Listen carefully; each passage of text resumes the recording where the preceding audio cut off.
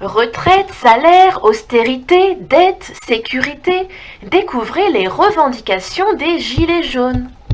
Au lieu d'écrire Gilets jaunes du matin au soir avec des guillemets, la presse de soumission de l'élite devrait plutôt écrire les Français ou les peuples d'Europe. C'est plus simple, plus court et surtout plus vrai. Alors maintenant, je vais vous lire une lettre qui a été adressée à Libération, qui à maintes reprises a été particulièrement méprisant et hautain vis-à-vis des Gilets jaunes et des Français dans leur intégralité. Monsieur, hier vous avez publié un article dont le titre était, je cite, Gilets jaunes, insurrection de beauf ou juste colère du peuple.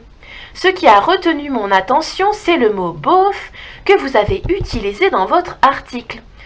Je vous trouve extrêmement méprisant, très hautain à l'égard de mon peuple, avec ou sans gilet jaune d'ailleurs.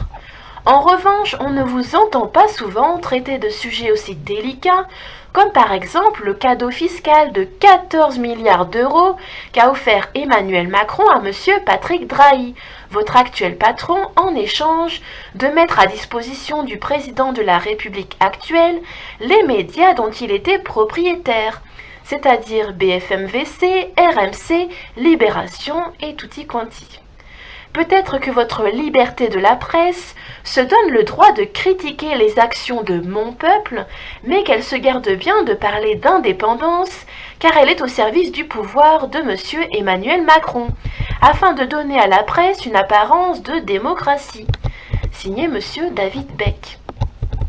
Les revendications des Gilets jaunes dépassent désormais officiellement la seule question des prix du carburant.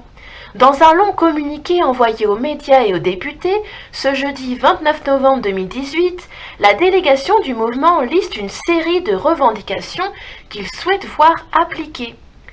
Je cite la liste des revendications. Députés de France, nous vous faisons part des directives du peuple pour que vous les transposiez en loi. Obéissez à la volonté du peuple, faites appliquer ces directives, écrivent les Gilets jaunes. Des porte-paroles de la délégation doivent être reçus vendredi à 14 h, donc c'est-à-dire demain à 14 h, par le Premier ministre Édouard Philippe et le ministre de la Transition écologique François de Rugy. Augmentation du SMIC à 1 300 € net, retour à la retraite à 60 ans ou abandon du prélèvement à la source. La liste comprend de nombreuses mesures sociales, mais également des mesures concernant les transports, comme la fin de la hausse des taxes sur le carburant et la mise en place d'une taxe sur le fioul maritime et le kérosène. Voici cette liste non exhaustive, qui n'est pas complète, de revendications. Premier point, 0 SDF, c'est l'objectif le plus urgent. Ensuite, davantage de progressivité dans l'impôt sur le revenu, c'est-à-dire davantage de tranches. SMIC à 1 300 € net. Favoriser les petits commerces des villages et des centres-villes. Cesser la construction des grosses zones commerciales autour des grandes villes qui tuent le petit commerce et davantage de parkings gratuits dans les centres-villes. Grand plan d'isolation des logements pour faire de l'écologie en faisant faire des économies aux ménages. Impôts que les gros, McDo, Google, Amazon, Carrefour, etc., payent gros et que les petits, c'est-à-dire les artisans, les TPE-PME, payent petits.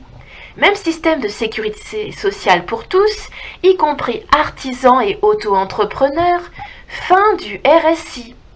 Le système de retraite doit demeurer solidaire et donc socialisé. Pas de retraite à points. Fin de la hausse des taxes sur le carburant et sur bien d'autres produits. Pas de retraite en dessous de 1 200 €. Protéger l'industrie française. Interdire les délocalisations. Protéger notre industrie, c'est protéger notre savoir-faire et nos emplois. Fin du travail détaché. Il est anormal qu'une personne qui travaille sur le territoire français ne bénéficie pas du même salaire et des mêmes droits. Toute personne étant autorisée à travailler sur le territoire français doit être à égalité avec un citoyen français et son employeur doit cotiser à la même hauteur qu'un employeur français. Pour la sécurité de l'emploi, limiter davantage le nombre de CDD pour les grosses entreprises, Nous voulons plus de CDI, de contrats à durée indéterminée. Fin de la politique d'austérité. On cesse de rembourser les intérêts de la dette qui sont déclarés illégitimes et on commence à rembourser la dette sans prendre l'argent des pauvres et des moins pauvres, mais en allant chercher les 80 milliards d'euros de fraude fiscale. Donc, entre guillemets, qui sont réalisés par les grands, par les élites, pas par le peuple. Que les causes des migrations forcées soient traitées. Que les déboutés du droit d'asile soient reconduits dans leur pays d'origine. Interdiction de vendre les biens appartenant à la France. Donc les entreprises, les barrages, les aéroports, etc. Moyens conséquents accordés à la justice, à la police, à la gendarmerie et à l'armée. Que les heures supplémentaires des forces de l'ordre soient payées ou récupérées. L'intégralité de l'argent gagné par les péages des autoroutes devra servir à l'entretien des autoroutes et routes de France, ainsi qu'à la sécurité routière. Fin immédiate de la fermeture des petites lignes, des bureaux de poste, des écoles et des maternités. Le référendum populaire doit entrer dans la Constitution. Création d'un site lisible et efficace, encadré par un organisme indépendant de contrôle où les gens pourront faire une proposition de loi. Donc sans jargon administratif, il faut que ce soit clair pour tout le monde.